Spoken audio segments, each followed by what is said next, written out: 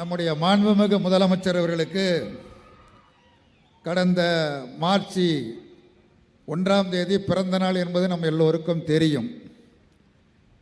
பிப்ரவரி மாதம் 28ஆம் தேதி நம்முடைய மக்கள் நல்வாழ்வுத்துறை அமைச்சர் மா சுப்பிரமணியம் அவருடைய தலைமையில் முதல் நாளே பிறந்த நாளுக்கு முதல் நாளே அவருக்கு வாழ்த்து தெரிவிக்கிற நிகழ்ச்சி சென்னையில் மிகச்சிறப்பான பிரம்மாண்டமான முறையில் நடைபெற்றது.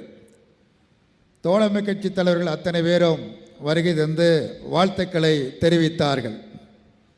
அந்த நிகழ்ச்சியில் பேசிய தோழர் திருமாவளவன் அவர்கள், முதலமைச்சருக்கு வாழ்த்து என்பது அடுத்து வரப்போகிற சட்டமன்ற தேர்தலிலும் அவர் முதலமைச்சராக வருவதற்கு நான் முன்மொழிகிறேன் என்று முன்மொழிந்தார். அதற்கு அடுத்து பேசிய நான் அவரது முன்மொழிவை நான் வழிமொழிகிறேன் என்று வழிமொழிந்தேன். இது எதற்கு குறிப்பு என்று சொன்னால், தமிழகத்தில் சிலர் தனக்குத்தானே முதலமைச்சர் என்று சொல்லிக் கொண்டு இருக்கிறார்கள். ஒரு திரைப்படத்தில் காவல்துறையினர் ரவுடிகளை கைது செய்வார்கள். அங்கே இருக்கிற வடிவேல் நானும் ரவுடி தான் என்று வண்டியிலே ஏறிக்கொள்ளுகிற அந்த நகைச்சுவை காட்சியை பார்த்திருப்போம்.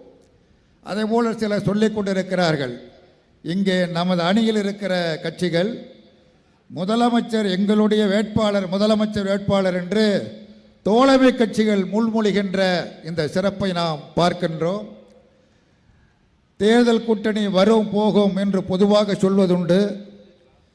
பொதுவாக 67 இருந்து தமிழ்நாட்டில் பல கூட்டணிகள் இருந்திருக்கிறது. எந்த ஒரு கூட்டணியும் ஓராண்டு காலத்திற்கு மேல் நீடித்ததாக வரலாறு இல்லை என்பது என்னுடைய கருத்து. ஓராண்டு நீடிக்கும், அவ்வளவுதான், அதற்கு பிறகு நீடிக்காது. ஆனால் இன்றைய கூட்டணி நம்முடைய முதலமைச்சருடைய தலைமையில் அமைந்திருக்கிற இந்த மதச்சார்பற்ற முற்போக்கு கூட்டணி 10 ஆண்டு காலமாக நீடித்து நிலைத்து நிற்கிறது என்று சொன்னால் அதுவே மிகப்பெரிய சாதனை.